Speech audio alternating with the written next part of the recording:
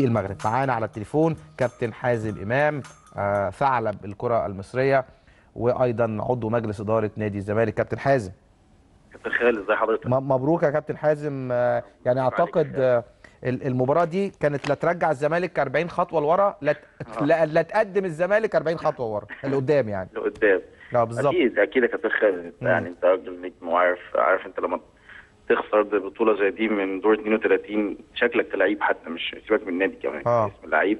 ثاني سنه عشان تطلع من دور 32 دي مش حلوه في حقك، مش حلوه في تاريخك، ومش حلوه في اسمك، وبالتالي يعني كان هيبقى صعب جدا، وخصوصا الموسم اللي احنا فيه ده موسم غريب، فانك تخلص كوره وان انت في شهر 4 دي يعني هتبقى صعبه جدا جدا جدا. فالحمد لله ربنا كرمنا يعني، نشكر الناس كلها. لعبوا وانا شايف لعيبه نوعا ما لعب كويس، خصوصا الشوط الاول لعبوا بشكل كويس، بعد الجونين لعبوا بشكل كويس.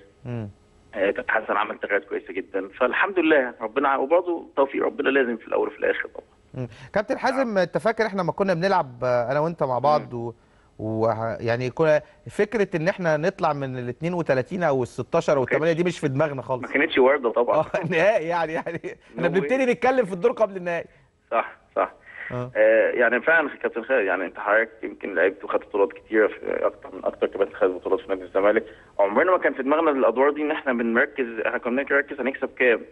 ولكن الظروف اختلفت يا كابتن خالد، لما برضه تاثرنا السنين اللي فاتت بان احنا في سنه طلعنا السادس ما دخلناش افريقيا، وبعدين السنه اللي بعديها دخلنا وطلعنا دور 32، فبقيت تتعامل كفريق صغير نوعا ما، بيقابلوه يعني يخليك في القرعه دايما تتقابل فرق كتير اجهز منك، عندها خبرات اكتر. يعني ما اعرفش، الظروف اختلفت عن زمان، ما اعرفش اللعيبه المفروض عندهم خبرات، ولكن يعني انا بصراحه لو كنا طلعنا السنه دي كنا هنبقى حاجه مؤسفه جدا جدا جدا. بس معظم يا كابتن كابتن حازم، معظم اللعيبه الموجوده دلوقتي ما عندهاش خبرات افريقيه، يعني ما لعبوش. يعني انا فاكر اخر مره الزمالك وصل فيها الدور قبل النهائي كانت سنه 2005، حتى الزمالك طلع على ايد الاهلي، فاكر؟ وانت اللي جبت جون كمان ساعتها. نلعب ساعتها صح. كنا ساعتها خالد كنا 14 لعيب بس، ان كان في قائمه الافريقيه وكان في قائمه محليه، ولعيبه كتير قوي من قائمه افريقيا مشوها. كنا لعبنا ماتش الاهلي كنا حوالي 14 لعيب بالظبط او 15 لعيب، ما كانش في لعيبه عندنا كتير. وصلنا لدور السيمي فاينل يعني باقل الامكانيات يعني. خد بالك ان في عربيه في كابتن حازم، وكانت الناس ساعتها خالد بتشتم فينا بالظبط يعني. وخد بالك ان اللعيبه اللي موجوده دلوقتي يا كابتن حازم فيهم 3 بس خدوا بطوله، 3 بس. بطوله ايه بقى؟ عبد الواحد وعمرو زكي اعتقد هم اللي خدوا بطولات مع النادي، يعني عبد الواحد وعمرو زكي، مش فاكر مين الثالث بس، وشيكابالا عبد الواحد وعمرو زكي شيكابالا. فتح الله خد الكاس معانا برضه، وشيكابالا خد الكاس معانا، وعمرو خد الكاس، وفتح الله وعبد الواحد طبعا خد معانا بطولات كتيره جدا جدا. ولكن يعني كل حاجه ليها بدايه يا كابتن خالد، ما هو لازم يبقى ليه بدايه، يبتدي بقى اللعيبه تاخد وتحس بالبطوله. وانا متهيألي الماتش ده يعني ان شاء الله هيفرق معاهم بشكل كبير، مع ان انا شايف الماتش الجاي اصعب واصعب واصعب. يعني فرقه المغرب يا خالد فرقه بتلعب كوره، وفرقه عندها خبرات طبعا، ومفيش مقارنه بصراحه بينها وبين افريكا سبورت. فتلاحظ افريكا سبورت خالد ما بتلعبش كوره، يعني الماتش ده الزمالك لعب كوره عليهم، هم خطوتهم كانت في الكوره الثابته، لكن كلاعب الكوره وبدايه هجمه وبناء هجمه كانوا قليلين قوي. انت بتلعب فرقه بتعرف تمسك الكوره ازاي، بتعرف تضغط ازاي، تلعب على الاطراف، فالدنيا هتختلف طبعا.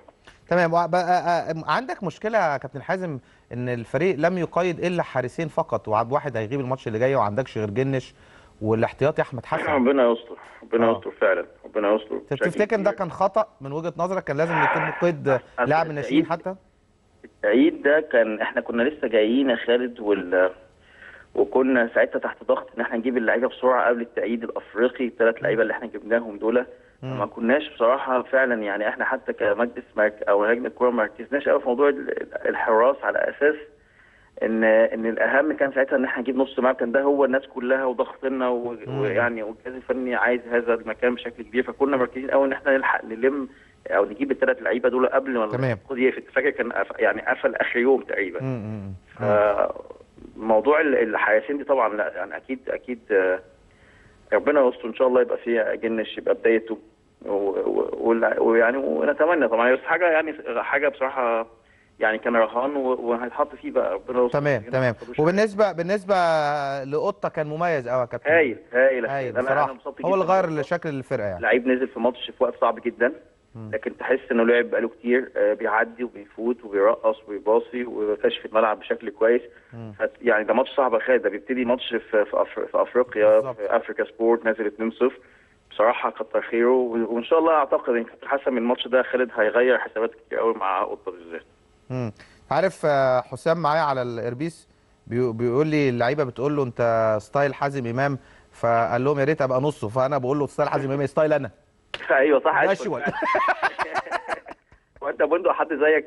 لا يا عم بهزر، يعني قصدي لا يعني والله، لا والله هو كان قصير، هو قصير كده برضه اشول وبتاع. بس انت كان عندك ميزه ان انت كنت سريع، هو ما اعرفش ان هو سريع زيك كده، لا كان عندك سرعه ما شاء الله يعني. يا رب يكون احسن مني ان شاء الله باذن الله. ان شاء الله يا ابو حازم هتحتوي موضوع شيكابالا؟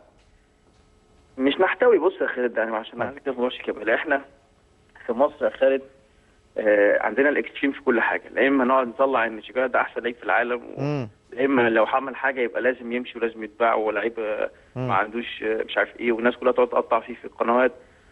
فلازم ناخد الحدث على قد حدثه. يعني هو لو غلط، وانا برضو مش عايز اتكلم في موضوع شيكابالا لان دي حاجه فنيه جوه الفرقه، محدش هيقدر يعني يتكلم فيها بشكل مفصل، لكن شيكابالا لعيب في نادي الزمالك، شيكابالا لعيب مهم في نادي الزمالك لكل احترام وتقدير. حصل حاجه منه هيبقى في عقاب زيه زي بقيه اللعيبه، حسن هو اللي بيدي هذا العقاب، احنا كمجلس مشرفين مراقبين، لكن انا ما اقدرش اديله اقول له اوقف او ما توقفش. دي مش انا كمجلس نادي الزمالك، لكن انا بتكلم عن الناس كلها لازم تتعامل المنطق ان هو ما يبقاش في الاكستريم.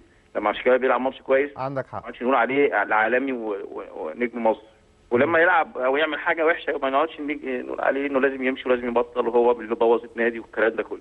كل حاجه ناخدها كما هي زي ما الناس بره بتتعامل. غلط يغلط ياخد عقابه، لعب كويس لا بس انا عارف. بص يا حازم، احنا بنتكلم بقى يعني بصراحه، انت يعني انا وبعديك انت، احنا عاصرنا شيكابالا ولعبنا معاه وكان يعتبر اخونا الصغير يعني طبعا. فاحنا من منطلق احنا بنتكلم عشان خاطر مصلحته هو. انا يعني منطقي حتى لو هو احترف يا كابتن حازم بره، يعني لو تم تبديله مش معقول هيتقمص ويزعل طبعا. يعني فاهم قصدي، في اي فريق بره وكلنا اتبدلنا يا خالد. بالظبط، فانا بتكلمه في نقطه يعني مصلحته بيتبدلوا، يعني ما بتقللش من قيمه اي حد بالظبط. هو لو كان زعل عشان يتبدل يبقى غلطان 100%. ده حاجه ما نقدرش اقول لك لا ازاي يعني حقه انه يزعل، لا طبعا اي واحد بيزعل انه بيتبدل، ما دام انت اي واحد لازم يزعل طبعا، كلنا بنزعل واحد يتبدل، بس لغايه فين؟ لغايه ان انا بطلع واتكلم مع المدرب بتاعي مثلا انت طلعتني ليه، او ان انا اطلع واقعد وانا موقف ومتضايق، او ان انا اطلع واتكلم بصوت عالي. يعني كل واحد ليه رد فعل مختلف، في ناس بتزعل وتتكلم مع المدرب وبعدين خلاص ثاني يوم يشتغل عادي. فهي النظريه يعني لو هو زعل وفعلا وما جاش التمرين. بس انا هقول لك حاجه برضه يعني برضه تبقى الامور واضحه كلها للناس.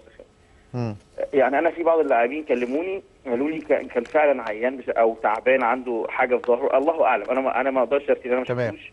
ودكتور هو انا عشان كده برضه الدكتور لازم لما يجي يقول بالظبط ويقول حسن ويقول لنا كمان، لان في بعض اللاعبين قالوا فعلا كان عيان بشكل مؤكد بالنسبه لهم، في ناس تقول لا ما كانش عيان.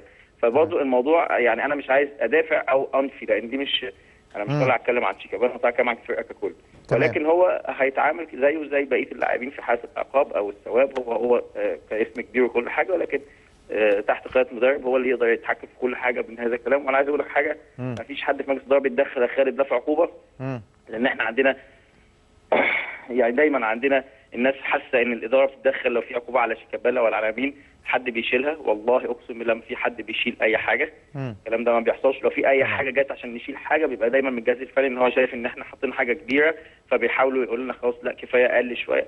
لكن كمجلس لو في اي حاجه اتحطت بنطبقها بشكل وما بنشيلش اي حاجه. ان الكلام دايما انت عارف ان يقال دايما على استاذ ممدوح عباس، اتكلم يعني بشفافيه انه بيشيل اللاعبين وبيعمل ايه، والله الكلام ده ما بيحصل خالص من ساعه ما رجعنا. تمام.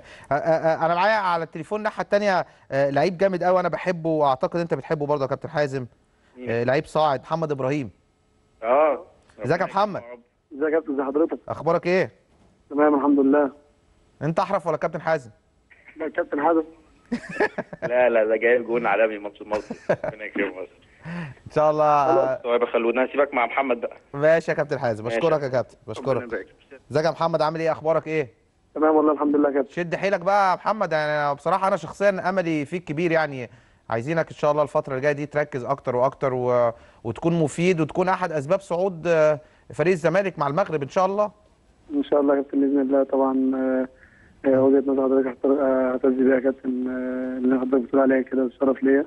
وان شاء الله زي ما حضرتك قلت الفتره الجايه يا كابتن هحاول ان انا اكون مع الفريق، وزي ما حضرتك قلت نكون سبب من الاسباب اللي يكون الفريق موجود في الدور الجاي باذن الله. بص يا محمد، انت دلوقتي قدامك طريق مهم جدا في حياتك الشهرين 3 اللي جايين دول، وطريق تاني. الطريق الاولاني ان انت تركز تلعب مع الزمالك، تثبت وجودك، كابتن هاني يوديك تروح اولمبياد، يجي لك نادي كبير تحترف. يعني ممكن شهرين 3 4 يغيروا مجرى حياتك تماما، وممكن شهرين 3 4 يخلوك محلك سر. فهمت قصدي يا محمد؟ فهمت قصدي يا محمد؟ فاهم قصدي حضرتك طبعا. لازم اللي جاي مهمين قوي في حياتك في الكوره يعني. اكيد طبعا يا كابتن. الفتره اللي فاتت اللي كانت الاصابه عجبني شويه، كنت عملت فيها كابتن حسن، كل ده الحمد لله قدرت اتخلص منه مع الناس وقفت جنبي كتير. فان شاء الله الفتره الجايه مركز ان انا اكون موجود مع الفريق واكون موجود مع المنتخب وكان في الاولمبياد باذن الله يا كابتن، وابقى ان شاء الله اكون اضافه للاثنين، كان المنتخب ولا النادي ان شاء الله، واكون كمان مع منتخب مصر، ومن خلالهم ان شاء الله احترف بره باذن الله. شكرا كابتن محمد ابراهيم. بصراحه انا شخصيا موهبه مميزه جدا، انا بحبه كموهبه مهمه جدا في مصر ان شاء الله الفتره اللي جايه.